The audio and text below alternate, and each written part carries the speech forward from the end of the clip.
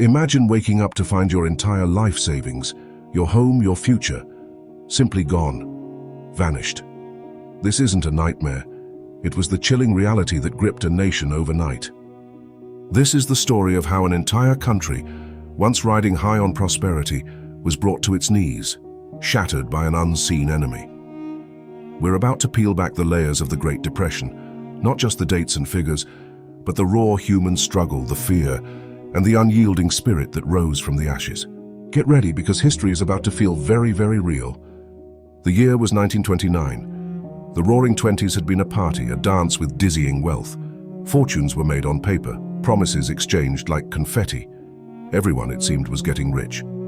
But underneath the glittering surface, the foundation was cracking. On one terrifying day, that foundation gave way. The stock market, once a symbol of endless opportunity, became a gaping maw, swallowing dreams whole. The bells that once signaled booming trades now tolled a death knell. Panic erupted. Traders screamed, their faces a canvas of disbelief and terror as ticker tape spat out ever-worsening numbers. Billions evaporated in hours. A prosperous nation suddenly faced an abyss. For millions of ordinary Americans, the disaster was immediate and brutal. Their investments, their life savings, vanished like smoke. Overnight, the dreams of a lifetime turned into dust. People lost homes, jobs, and their sense of security. The proud independent worker became a man begging for food.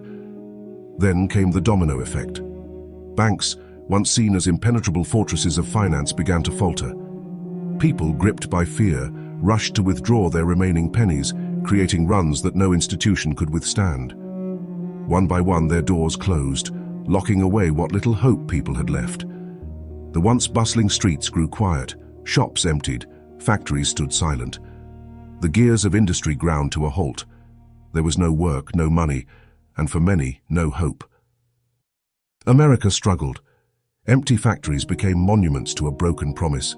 Cities swelled with the jobless, desperate for any scrap of food or work.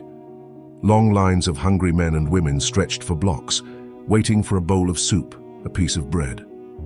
The proud became humble, the comfortable became destitute.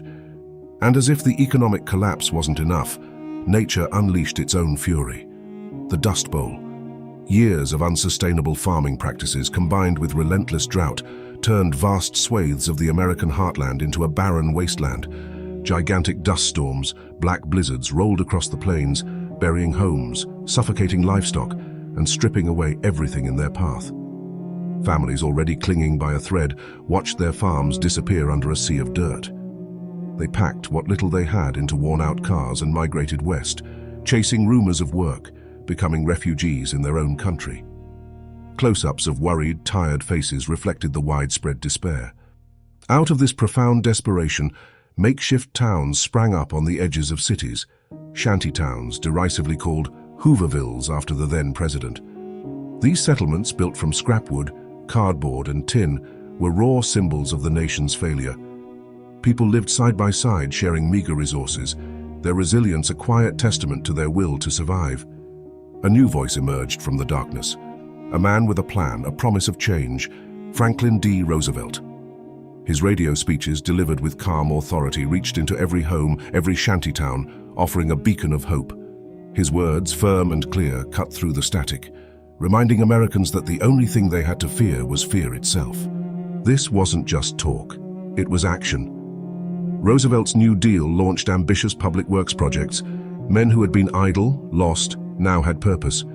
They built roads, bridges, dams, parks, constructing the very infrastructure that would help rebuild the nation.